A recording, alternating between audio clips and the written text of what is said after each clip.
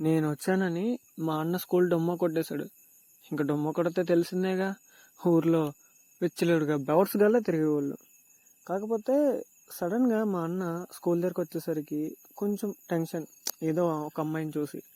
ఏమైంది వీడికి, అసలు ఆ అమ్మాయి ఎవరు అని అడిగితే అప్పుడు చెప్పిండు మా అన్న, స్కూల్లో ఒక యాటిట్యూడ్ పిల్ల ఎవరన్నా ఉన్నారు అంటే ఆ అమ్మాయారా అని. అవునా, సర్లే ఆ గొడవ మనకి ఎందుకులే అని చెప్పి మంచిగా విలేజ్ని అంతా ఎంజాయ్ చేసుకుంటూ తిరుగుతూ ఆడుకుంటూ ఆ రోజంతా గడిపేశాం. కానీ అసలు కథ ఏంటి, ఆ పిల్ల ఎవరు అన్న చిన్న ఆలోచన మైండ్లో ఉండిపోయింది. ఉండిపోతే ఏంటని ఆ అమ్మాయి పేరేంటని అని అడిగితే అప్పుడు మా అన్న చెప్పాడు, తన పేరు చిన్నీరా, తన బాగా చదువుద్దని పొగర్రా అని. మా అన్న చెప్పిన మాటలు నన్ను ఆలోచింపజేశాయి.